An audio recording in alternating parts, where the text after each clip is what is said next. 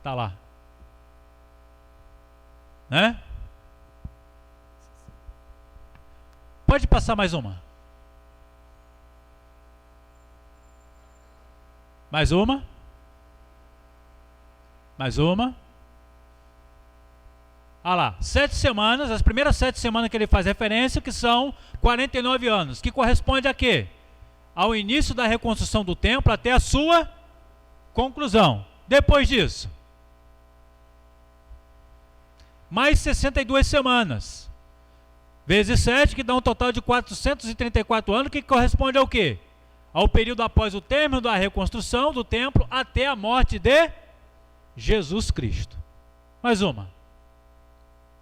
69 semanas, ou seja, 483 anos, corresponde ao período desde a ordem para a reconstrução de Jerusalém, no ano 450 a.C., com o texto de Esdras, que nós acabamos de ler aí anteriormente, certo? Para a ordem de reconstruir Jerusalém, no ano 450 a.C., até a morte de Jesus. Então, completaram-se 69 semanas de anos. Por que não se cumpriu na sequência as 70 semanas? Irmãos, preste atenção, nós vivemos hoje, nós já sabemos e conhecemos um período que é conhecido na história do povo cristão sobre o período da graça. O que é o período da graça? É o período onde o evangelho tem sido anunciado. Jesus Cristo tem sido anunciado. A salvação está chegando ao ouvido de todos para que todos possam crer. As 70 semanas ainda não se cumpriram, porque essa última semana, ou seja, 7 anos ainda estão se faltando, certo? Para cumprir as 70. Serão 7 anos, irmãos, onde a palavra de Deus vai nos dizer que haverá um período sobre a terra, chamado de período de uma grande tribulação. Por que essa profecia não se cumpriu na sequência, começando lá da ordem para a reconstrução de Jerusalém, passando pelo ungido, e não se cumpriu logo na sequência? Porque Deus inaugurou um período chamado de período de graça. Por essa razão. Imaginemos nós, Deus é dono da história, amém? Ele começou a história. Imagine que ele tivesse parado a história e aberto um parênteses dentro dessa história. Antes de começar o Novo Testamento, ali existe um período chamado período intertestamentário. Ali foi um período do silêncio de Deus, é uma outra história. Tá bom? Pode passar mais uma, por gentileza. Vamos pensar um pouquinho, vamos compreender um pouquinho melhor agora dentro de uma linha do tempo. Vamos pensar? Uma trajetória? Pode passar, Cláudio, por gentileza. Vamos lá, pode passar. O que é que nós temos ali no início? Para o início dessas 70 semanas. Pode passar. Vai. Vocês estão vendo só setinhas aí por enquanto, mas daqui a pouco a gente vai entender melhor. Pode passar. Vamos lá. Lá naquela primeira seta, o que é que nós temos? Leiam para mim. Início das 70 semanas, quando? Do ano 450 a.C., com a ordem de reconstruir Jerusalém. Certo? O texto que nós lemos de Esdras, capítulo 1, versículo 1 e 2. A contagem das 70 semanas começou aonde? Ali. Durante quanto tempo Jerusalém foi reconstruída? Segundo o texto da palavra de Deus, durante 7 semanas, ou seja, 49 anos. Pode passar. 7 semanas igual a 49 anos, mais um. Término da reconstrução de Jerusalém e do templo no ano 401 a.C., que é a segunda seta ali. Tranquilo, pessoal? Irmãos, se tiver confuso, a gente volta, Tá bom? Tá confuso? Não? Presbítero Alexandre.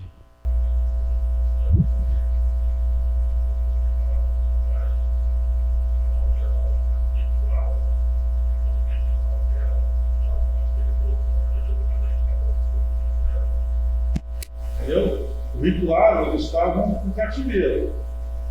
Aí quando eles saíram do cativeiro, aí foram para Jerusalém e todos se reforma, aliás. Estava no cativeiro, saíram do Osoro, já entrou outro reinado, aí o iniciou o primeiro semana. Foram direto para a reconstrução do templo e da cidade, onde a primeira. Sim, a primeira seta. Perfeito. A gente às vezes, a gente parar por dentro, Na verdade, eu quero que vocês assimilem aqui quando que começou a contagem dessas 70 semanas. Foi exatamente naquele texto ali mencionado em Esdras capítulo 1, versículo 1 ao 2, que foi a permissão dada por Deus através, né, do rei, para que então pudesse o quê? O povo retornar e reconstruir. Está tudo relatado ali em Esdras e Neemias, que fala sobre a reconstrução de Jerusalém. Lembram? Perfeito. Vamos lá, ô Cláudio, mais umazinha. Após então o término da reconstrução, o texto vai nos dizer que cumprirão-se mais quantas semanas de anos? Quantas? Mais 62, que corresponde a quantos anos? 434 anos. Pode passar. Após as 62 semanas, houve a morte do Daniel, capítulo 9, versículo 26. Somando as 7 semanas com as 62, temos cumpridas as 69 semanas, restando apenas uma semana. Irmãos, dentro desse período aí, pode passar, Cláudio, por gentileza. Dentro desse período aí, tá? Existem, pode passar. Passa mais um. Isso. Mais um. Aí a gente já vai ter o gráfico todo.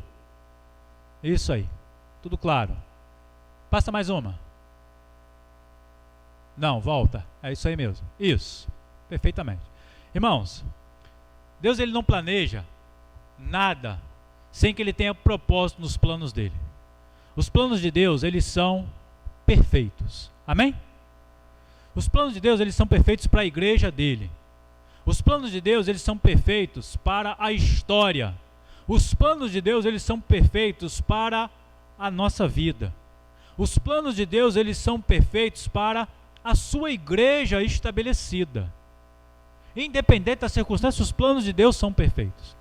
Deus ele determinou o tempo, ou seja, segundo essa profecia, 70 semanas. Mas ele permitiu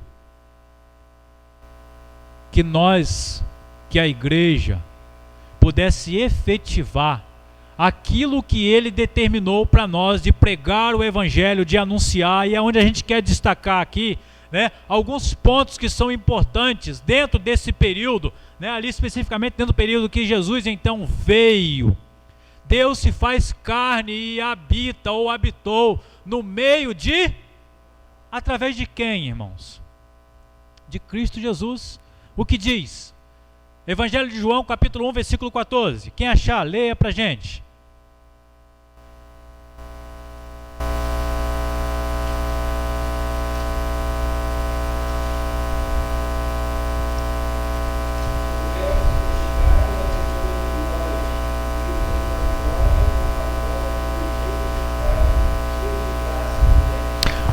Jesus Cristo ele veio, o verbo se fez carne e habitou no meio de nós. Dentro das 70 semanas preparadas ou ordenadas ou planejadas por Deus para a humanidade, estava proposto tudo isso que a gente vai estar listando aqui. Primeiro ali a gente colocou, Deus se faz carne e habita no meio de seu povo. Segundo ponto, concede a oportunidade de a criatura se tornar filho de Deus. João capítulo 1, versículo 12, o que diz?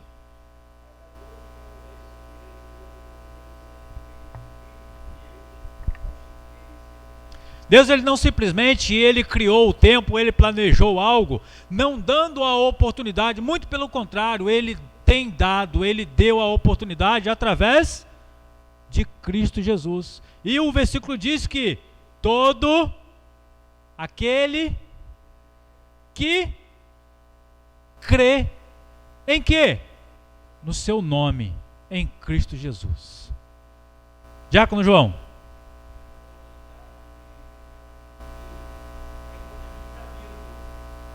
Sim.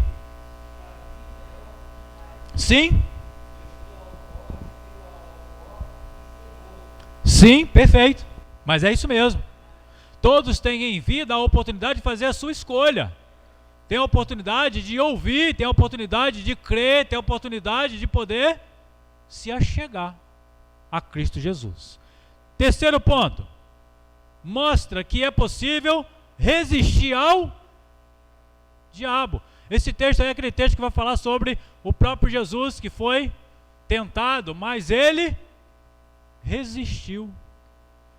Está ali relatado no Evangelho de Mateus, capítulo 4, do versículo 1 ao 11. Nos ensina a valorizar a vida espiritual e não somente a material enquanto... Preste atenção nisso. O que ele ensina? A não valorizarmos apenas aquilo que é material. Vamos ler esse texto? Quem achou? Não, o outro. Mateus capítulo 6, 33.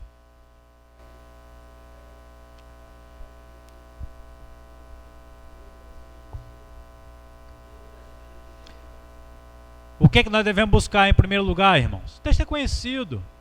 O reino de Deus e a sua justiça. E as outras coisas, dentro do tempo determinado por Deus para a humanidade, Ele não quer que a gente esteja preocupado a viver uma vida em função dos bens materiais. A nossa vida deve ser em função de quê? A vida do crente, do cristão, deve ser em função de quê? É do emprego? É do carro? É do reino de Deus, irmãos.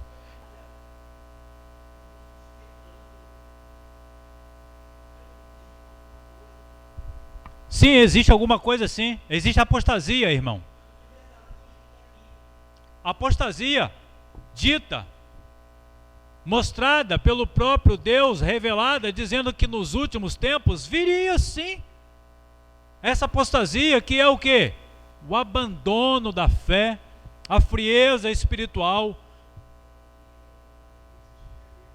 Exato, isso aí, irmãos, tá escrito, tá revelado. E nós, igreja, devemos prestar atenção e nos voltar para quê? Olha só, Deus, Ele mostrou, Ele revelou de que isso tudo iria acontecer, de que haveria esse período, esse cronograma de 70 semanas, mas que dentro desse cronograma aconteceriam fatos, questões, caminhando passo a passo, até o dia em que Jesus vai voltar. Ponto. Ele vai me levar. Essa é uma das profecias, segundo o relato lá do Evangelho de Mateus, capítulo 24, que uma das, digamos assim, um dos pontos a serem cumpridos antes da volta de Jesus é que o Evangelho seja anunciado a... Irmãos, eu creio que essa profecia já tenha se cumprido. Eu creio que essa profecia já tenha se cumprido. Existem hoje povos, né, que estão sendo reevangelizados. Inclusive eu vou colocar, hoje ou amanhã, eu vou colocar no grupo da igreja um vídeo curtinho, que vai nos chamar a atenção para algo muito importante. Eu fui muito confrontado com esse vídeo que foi colocado. Ele é um vídeo rápido, é uma reflexão, colocado pelo pastor, esqueci o nome dele agora, pastor presbiteriano. Depois eu lembrar eu falo, mas eu vou colocar no grupo. E nos desperta, irmãos, para uma realidade que no passado, onde foi o berço do Evangelho, hoje as pessoas não conhecem Jesus. As pessoas não conhecem a Jesus porque não passaram mais o conhecimento acerca de Cristo, da salvação, do Evangelho, de geração para geração. Aí nós hoje podemos dizer assim, mas aquele povo então é um povo não alcançado. Não, é um povo que já usufruiu da misericórdia e da graça de Deus. Sabe? A palavra de Deus ainda vai nos dizer na carta aos Romanos que a própria natureza testifica acerca de Deus. A própria natureza testifica, mostra que Deus existe, de que o mundo não é obra do acaso. Então até uma pessoa que esteja, digamos assim, numa área mais remota do mundo, que não tenha informação, que não tenha internet, ela tem tido a oportunidade de ver a criação. Einstein disse isso, né? Não foi a obra do acaso. Não foi. Voltando aqui, meus irmãos, nos ensina a valorizar a vida espiritual e não somente a material enquanto vivemos. Ainda, estabeleceu a sua... O que diz esse texto? Também te digo que tu és Pedro, e sobre esta pedra edificarei a minha e as portas...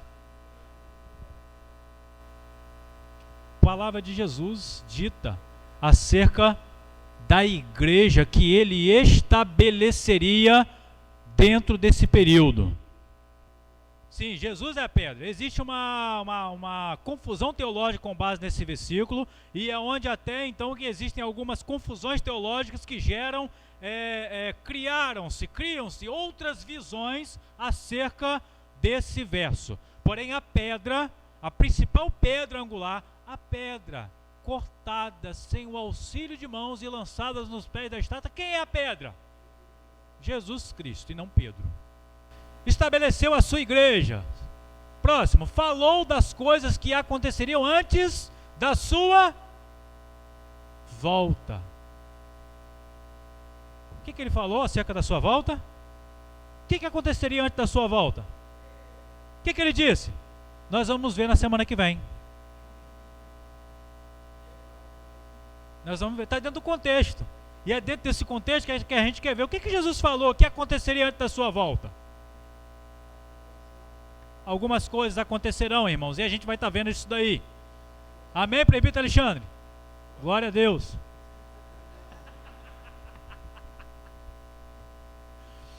Falou das coisas que aconteceriam antes da sua volta. Mateus capítulo 24, do versículo 1 ao versículo 28. Após ele revelar e ele falar que, olha, vai acontecer isso, ele vai exortar a igreja, o povo, as pessoas a vigilância.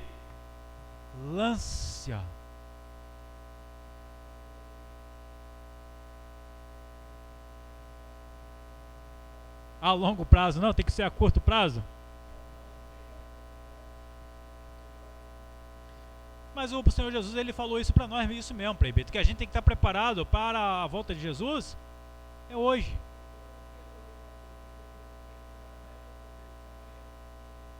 A nossa comunhão com Cristo Jesus tem que ser hoje. São as virgens prudentes, aguardando o noivo. O noivo chegou, aquelas que estavam desatentas, desapercebidas, o que aconteceu? O noivo... É isso aí, irmãos. É exatamente isso. Por isso que o despertamento tem que vir em nossa vida. Por isso que o Espírito Santo ele nos desperta, para que a gente esteja preparado para o encontro com o noivo, Jesus Cristo. Não. Perfeito. Perfeito. Acontece, presbítero, é que está tudo revelado. Está tudo escrito para a igreja, para o povo de Deus. Mas o povo de Deus vive muito... Irmãos, vamos ser sinceros. Vamos ser sinceros com a gente mesmo. Vamos ser realistas com a gente mesmo. As pessoas vivem uma vida como se essa promessa ela fosse algo que não, sabe, não fosse de fato acontecer. A verdade é essa. A gente está aqui para ser realista. A igreja muitas vezes ela se coloca num posicionamento onde ela pensa assim... Faz plano a longo prazo. Né, presbítero Nelson? Não se deve fazer plano a longo prazo, não. Eu digo assim no bom sentido, não me interpretem errado. Não quer dizer que a gente não tem que fazer plano. Logicamente a gente tem que ter plano, mas a gente não deve viver o hoje em função do amanhã. A gente tem que viver o hoje. E o hoje que Deus quer para a igreja, para nós é qual? O que Deus quer de mim hoje? O que Deus quer de você hoje? O que o Senhor espera de cada um de nós é hoje. Que a gente viva para Cristo, que a gente se desprenda das coisas desse mundo, que a gente tenha tempo de ler a palavra, que a gente tenha tempo de orar, que a gente tenha tempo de viver em comunhão. Mas não. Sabe o que acontece? As pessoas, elas não querem ler a palavra, as pessoas não querem viver em comunhão, as pessoas querem viver de disse-me-disse, até dentro da igreja.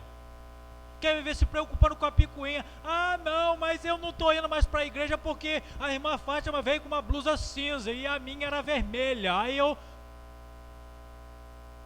Opa. Blusa vermelha, irmã?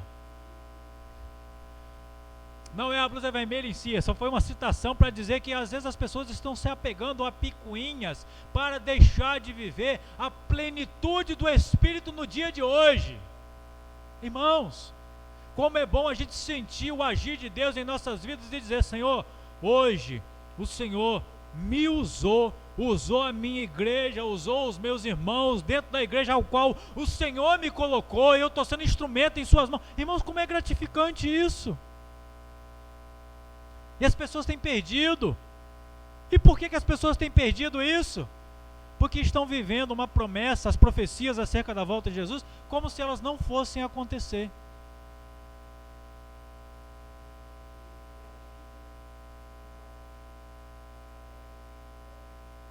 Logo desfalece. Nós vamos parar por aqui. A hora não nos permite avançar ainda mais.